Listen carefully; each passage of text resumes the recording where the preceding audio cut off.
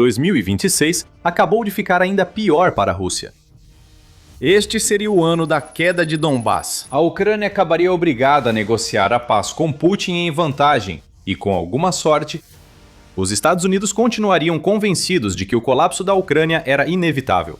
Mais pressão seria colocada sobre Kiev. Putin conseguiria tudo o que queria.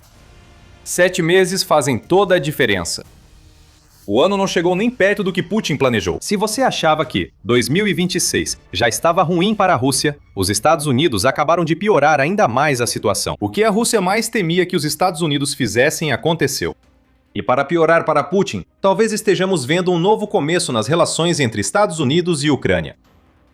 Poucas horas após o funeral do senador Lindsey Graham, o Senado dos Estados Unidos fez uma votação histórica sobre um projeto de lei que leva o nome de Graham. Apresentado e promovido por Graham há meses, o projeto de lei permitiria a Trump impor tarifas elevadas a países que comprem petróleo ou outros produtos energéticos da Rússia. O projeto de lei foi aprovado por 86 a 12 votos. Com essa votação, o projeto de lei do senador Graham deu seu primeiro e talvez mais importante passo para virar realidade. Este é o legado de Graham.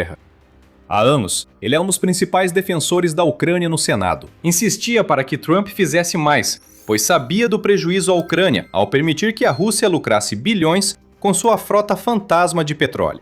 Menos de um mês após seu falecimento trágico por ruptura da aorta aos 71 anos. O projeto de lei de Graham está um passo mais perto de se tornar lei. E isso significa que um ano terrível para a Rússia acabou de passar de ruim para devastador. Espera, o que estamos dizendo? Putin não tem alma. Antes de explicar o projeto de lei e sua importância, há uma ressalva.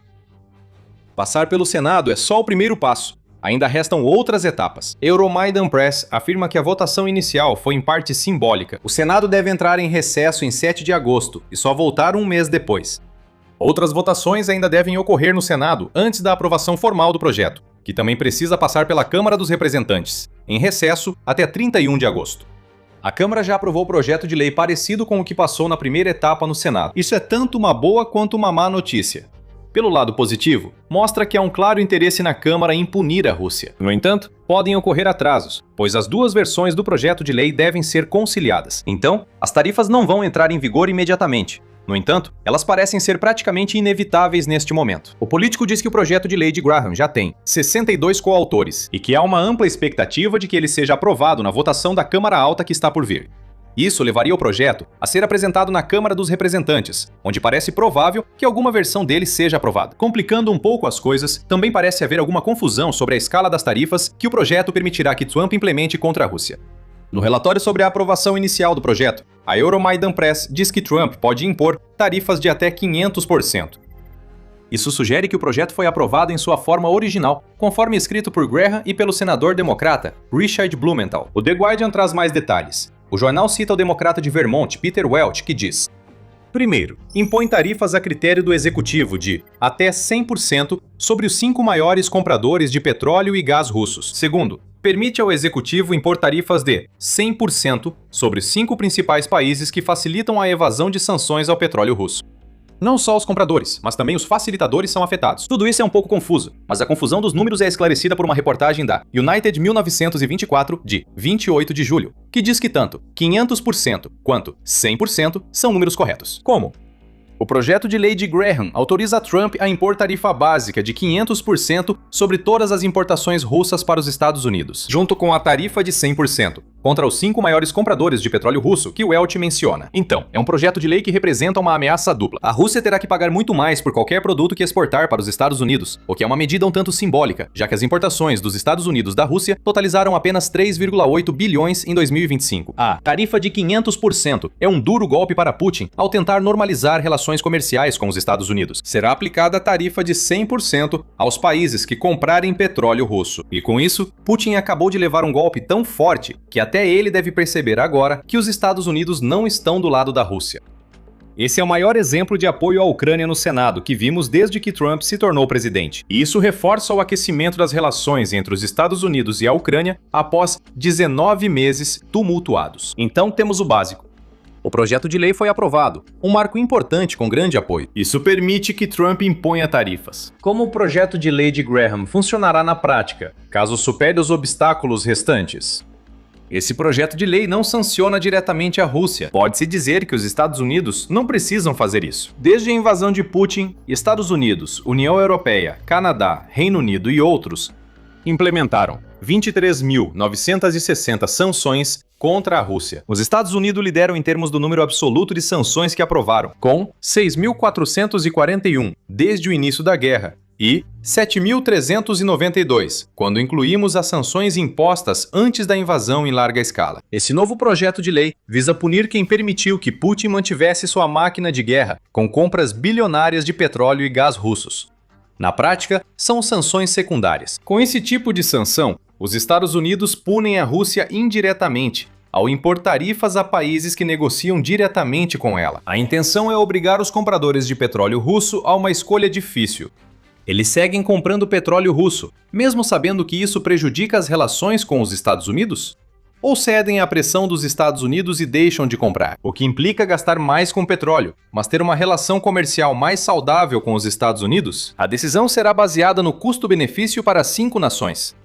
Eles ganham mais com o comércio com os Estados Unidos do que economizam comprando petróleo russo? Se a resposta for sim, então o projeto de lei de Graham será extremamente eficaz. Agora vamos falar de dinheiro. No fim, é sobre isso que o projeto de lei trata. Os Estados Unidos buscam ampliar seu papel para cortar o fluxo de dinheiro do petróleo para a Rússia, que sustenta economicamente a Rússia e permite a Putin manter a guerra contra a Ucrânia. A Rússia acredita que vai ganhar muito dinheiro com o petróleo em 2026. O Kremlin previu uma receita de 113,7 bilhões de dólares, com petróleo e gás, e grande parte disso a Rússia destina aos altos gastos militares de Putin. Se essa previsão está certa ou não, não importa. O objetivo dos Estados Unidos é transformar mais de 100 bilhões em apenas alguns bilhões vindos dos pequenos clientes da Rússia. Clientes. Os Estados Unidos vão fazer isso implementando tarifas de até 100% contra os 5 maiores compradores. De acordo com o Centro de Pesquisa em Energia e Ar Limpo, esses 5 maiores compradores atualmente são China, Índia, Turquia, União Europeia e Myanmar, assumindo que estamos falando apenas de petróleo bruto. Se produtos derivados de petróleo, como combustíveis, entrarem no projeto de Graham, isso poderia incluir Brasil, Singapura e Arábia Saudita na lista. Surge um desafio. Várias dessas nações são aliadas dos Estados Unidos, da Ucrânia ou de ambos. A Turquia integra a OTAN, a Arábia Saudita mantém acordos de defesa com Estados Unidos e Ucrânia, e a maioria dos países da União Europeia apoia a Ucrânia e é aliada dos americanos. Se os Estados Unidos fizerem o que esse projeto de lei promete, podem acabar punindo alguns de seus aliados. Vale lembrar que a União Europeia já reduz a importação de petróleo russo. O que esse projeto de lei realmente mira são os 2 grandes compradores, a China e a Índia. Esses 2 países responderam por 86% das vendas de petróleo bruto russo em junho. Se o projeto de lei de Graham passar, ambos terão a difícil escolha mencionada. Os Estados Unidos apostam que a escolha será fácil. As importações de produtos indianos pelos Estados Unidos somaram 103,8 bilhões de dólares em 2025, relata o representante de comércio dos Estados Unidos. A receita de importação da China foi ainda maior, 308,4 bilhões de dólares em 2025. As projeções de receita da Rússia com petróleo e gás no ano são bem menores que o que a China ganha exportando aos Estados Unidos. É só 10 bilhões de dólares a mais que a Índia ganha. Ou seja, economizar com petróleo barato nunca supera o comércio de alto valor com os Estados Unidos para ambos. Pelo menos é nisso que os Estados Unidos estão apostando com seu novo projeto de lei. Agora, a Ucrânia vai torcer para que essa aposta dê certo. Putin está desesperado. A Rússia foi surpreendida e ficou na defensiva por um movimento que provavelmente chocou até muita gente na Ucrânia. 2026 vai ser um ano pior do que parecia para a Rússia. E já estava bem ruim. O que deve preocupar Putin é que esse projeto de lei marca um novo começo na relação entre Estados Unidos e Ucrânia. A aprovação do projeto de lei de Graham não surgiu do nada. É apenas o mais recente sinal de que a Ucrânia e os Estados Unidos estão cada vez mais se unindo para derrubar a Rússia. Antes de continuarmos, este é o Programa Militar. Se ainda não se inscreveu, aproveite para se inscrever no canal e ativar as notificações. Você voltou com a gente? Ótimo! Vamos olhar para os Estados Unidos e a Ucrânia. A aprovação do projeto de lei de Graham coincidiu com a visita do presidente ucraniano Zelensky à Casa Branca para se reunir com Donald Trump. A foto dos 2 líderes sorrindo na reunião mostra que o clima entre eles mudou muito em um ano. Esses sorrisos serão como punhais cravados no coração de Putin, assim como as declarações de Zelensky após a reunião. O presidente e eu debatemos licenças para a produção de interceptadores Patriot e outras ideias úteis. Também discutimos diplomacia. É essencial revitalizar o processo diplomático. Zelensky disse no X: uma menção aos interceptadores Patriot vem após Trump aprovar a licença da tecnologia Patriot para a Ucrânia, o que permite à Ucrânia fabricar o que pode ser a arma mais importante de seu arsenal. A produção dos Patriots na Ucrânia avança. Segundo o Kiev Post, Zelensky se reuniu com representantes da Lockheed Martin durante a visita. Esta é uma das empresas que produzem os mísseis Patriot. Zelensky disse que a Raytheon também quer produzir mísseis Patriot junto com a Ucrânia, fortalecendo a integração do país à indústria de defesa dos Estados Unidos. E após a visita de Zelensky aos Estados Unidos, foi informado que o enviado especial americano Steve Witkoff e o genro de Trump, Jared Kushner, concordaram em visitar a Ucrânia pela primeira vez, supostamente para debater os próximos passos nas negociações de paz. Nada disso é o que Putin quer ver. Estados Unidos e Ucrânia deveriam estar em pé de guerra um com o outro. Eles ficaram assim por muito tempo, pois a estratégia de dividir para conquistar de Putin parecia funcionar. Desde o início do mandato, Trump teve uma relação conturbada com Zelensky.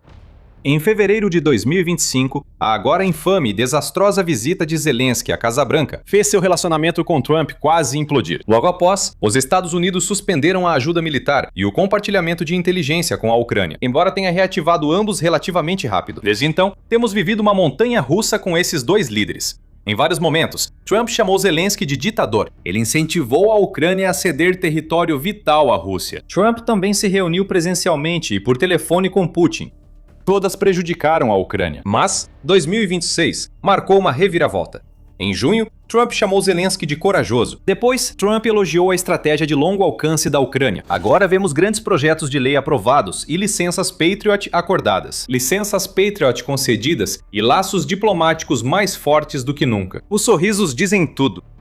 Os Estados Unidos estão mais firmemente ao lado da Ucrânia do que estiveram desde que Trump se tornou presidente. Isso parece ser porque o governo Trump agora realmente acredita que a Ucrânia pode vencer sua guerra contra a Rússia. O castelo de cartas que Putin levou tanto tempo para construir acabou de desmoronar.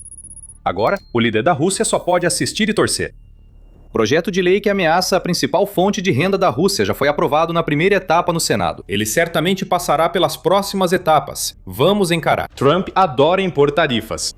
Trump ter respaldo legal para isso e ainda ganhar pontos contra a China e Índia só aumenta as preocupações de Putin. Com esse projeto de lei, Trump ganha poder de pressão sobre todo mundo. Se 2026 for o ano em que o projeto de lei de Graham virar lei, será exatamente o que Putin não esperava ao comemorar o Ano Novo na Rússia. Caos total. Em baixas, a ofensiva russa de primavera e verão foi desastrosa. A Rússia perdeu entre 30 mil e 34 mil por mês nos primeiros 5 meses do ano. Junho bateu um recorde. Com o colapso da ofensiva russa, as forças de Putin perderam mais 39.490 soldados, número bem acima da quantidade de voluntários que a Rússia recruta a cada mês. As perdas são tão grandes que Putin está sendo forçado a decretar uma mobilização, potencialmente de até 500 mil reservistas, que provavelmente fará seu povo, já cansado da guerra, se voltar contra ele. Há um motivo para Putin querer esperar até depois das próximas eleições da Duma estatal antes de dar esse passo. A mobilização será a coisa mais impopular que ele já fez ao seu próprio país desde que iniciou sua invasão. Todas essas baixas também não serviram de muita coisa. O avanço da Rússia está ridiculamente lento, a ponto de ficar muito atrás de qualquer outro período da guerra.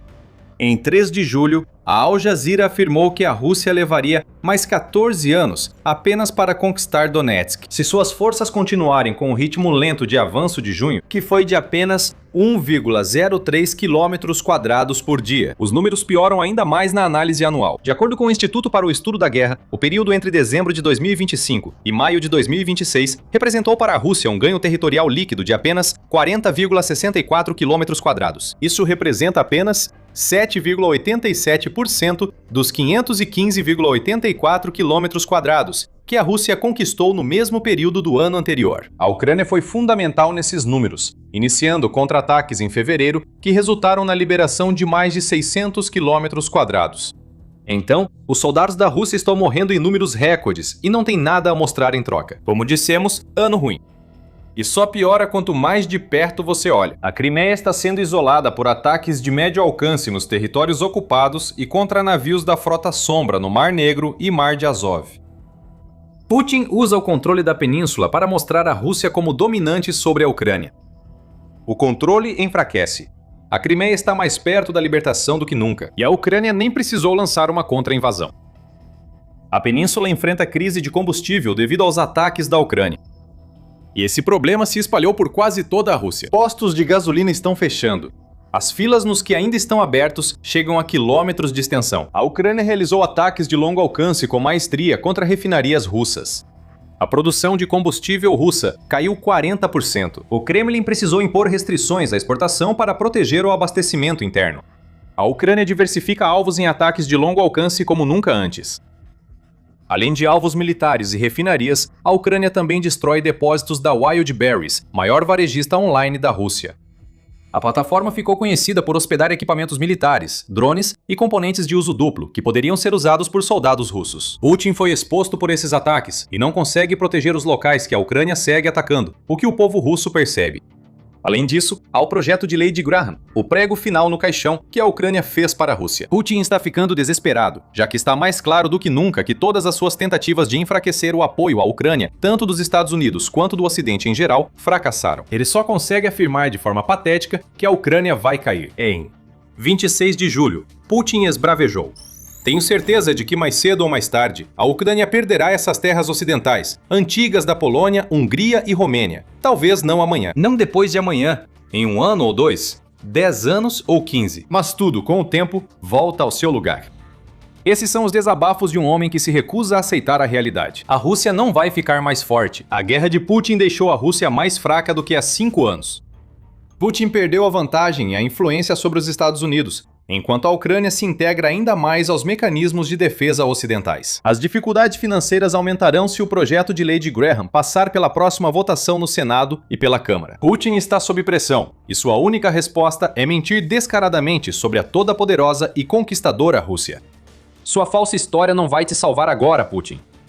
Tudo o que você temia dos Estados Unidos está acontecendo, e a Ucrânia acaba de avançar muito para encerrar sua invasão de vez. Enquanto a pressão dos Estados Unidos pesa sobre Putin como uma bigorna esmagando uma formiga, a pressão interna também cresce. Mencionamos a Wildberries. A Ucrânia tem um bom motivo para atacar suas instalações. Isso prejudica os russos e afeta Putin.